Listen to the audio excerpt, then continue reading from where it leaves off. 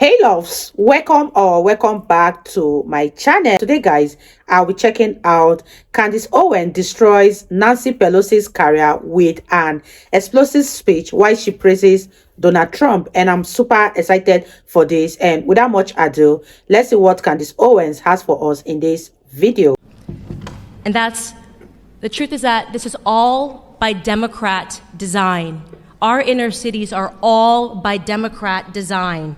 Like Chicago, like Baltimore, and like Detroit, they have been run by Democrats for decades.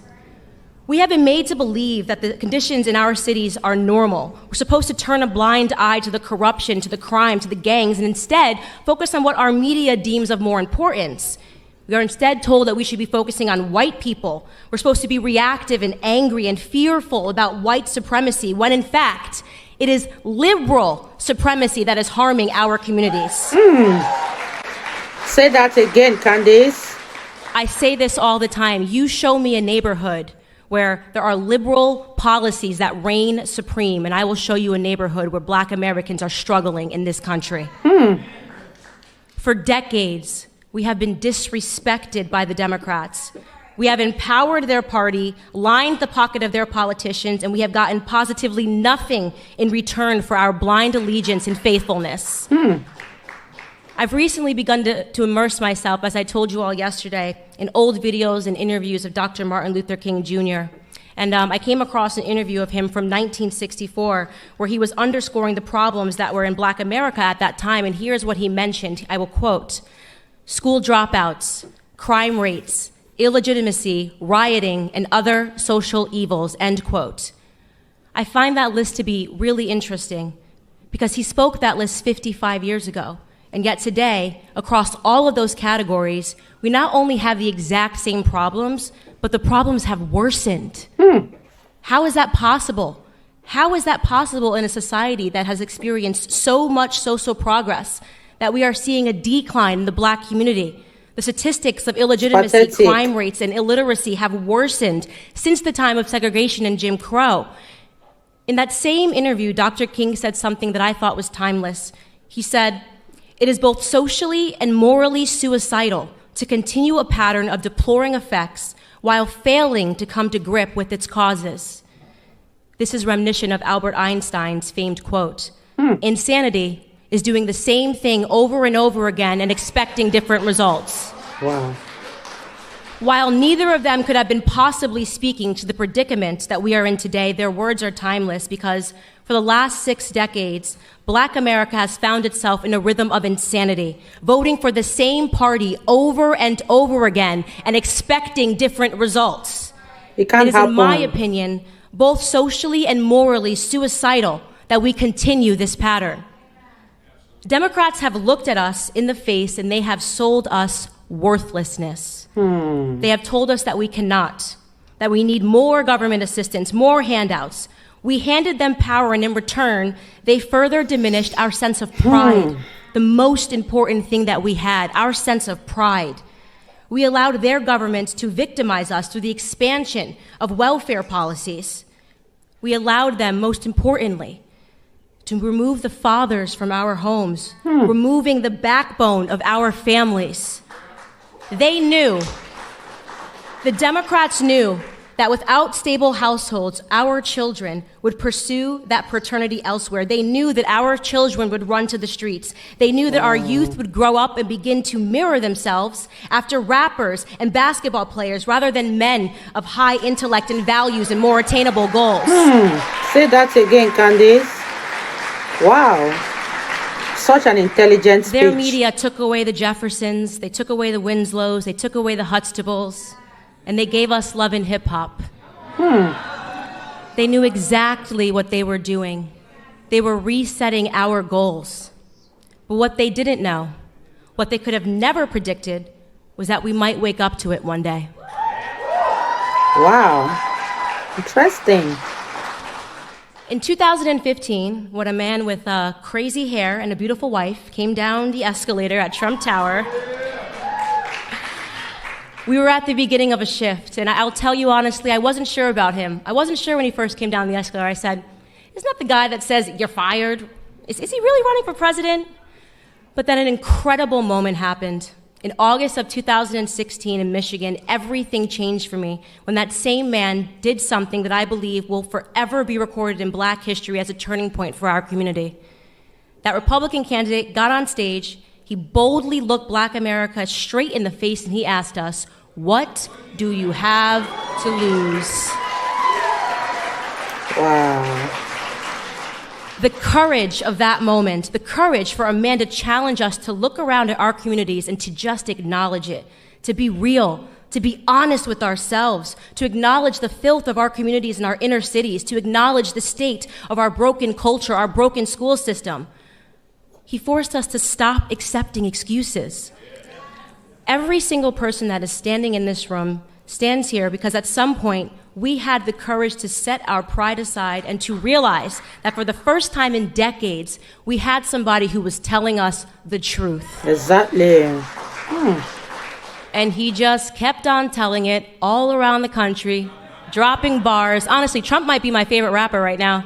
My That's favorite funny. moment of his campaign was he said, "Only Rosie O'Donnell, only Rosie O'Donnell." Only our 45th president, Donald J. Trump, and I'm going to tell you what I love about him. I get that question all the time, Candace. What do you love about Donald Trump? What I love about Donald Trump most is his audacity. The audacity that it took to stand up and look Black America in the eye. The audacity that it takes to call out these crooked Black Democrat politicians that have received billions in aid from our government and effectively stolen it from the struggling cities that they represent. The audacity to call out Elijah Cummings, the audacity to call out Maxine Waters, who lives, by the way, in a $6 million home outside of her own district. President Donald Trump has both the spine and the audacity to save Black America. It takes a lot of guts, and we all know this. When you wake up as a Black American and you realize the truth and you have the courage to speak out about it, the racist leftist media will attack you. CNN is a racist network, in my opinion. I've watched them over the past year sanction the violence of Antifa against Black conservatives. They have referred to all of us last year in this same exact room. CNN referred to all of us as paid puppets. They said we were paid to be in this room. Because they cannot fathom that we would ever have the courage to stand up and to tell them no more. No more victim narrative, CNN. No more victim narrative, MSNBC. No more telling us that we cannot do something because of the color of our skin. No more fear politics. No more attempts to scare us into voting for you. No more lies. No more half-truths. They attack the one president that has done the absolute most for Black America than any president in American history because they are scared. And I'll tell you what they're scared of. They are scared of no longer being able to control us. They are scared that we are actually waking up to everything that they have done to us. It was Clarence Thomas, Supreme Court Justice Clarence Thomas, in 1991 who warned us against what the Democrats and the media would do to Black people like us. This is what he said, quote, "This is a circus. It's a national disgrace, and from my standpoint as a Black American, it is a high-tech lynching for uppity Blacks who in any way deign to think for themselves, to do for themselves, to have different ideas, and it is a message that unless you kowtow to an old order, this is what will happen to you. You will be lynched, you will be destroyed, you will be caricatured, rather than hung from a tree." How right was Supreme Court Justice Clarence Thomas in the treatment of Black Americans today? It is a national disgrace. But let them continue. Let them continue their attacks on free-thinking Blacks. It's not going to stop us in any way from supporting this administration, from supporting people like our honorable Vice President, Mike Pence, who is finally talking about God again on the national stage.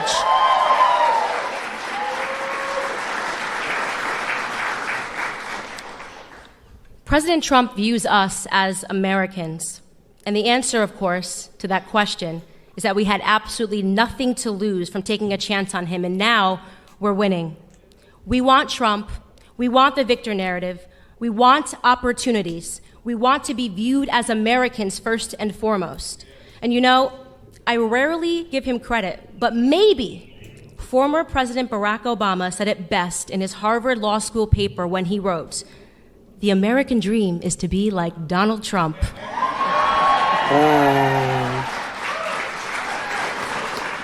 We want the American dream. Thank you guys so much for being here, and get ready to see the man himself. Wow. Candace. Oh my gosh. What an intelligent speech. And I always enjoy listening to Candace Owens speak because this lady is so intelligent. I can't even overemphasize how intelligent and well spoken Candace Owens is. I mean, check out this speech for yourself and let me know what you think about it in the comment section. And I'm hoping and praying that this time around, Donald Trump is going to emerge the winner of American President 2024. I really wish for him to be the president again. And oh my God, this was so beautiful to behold.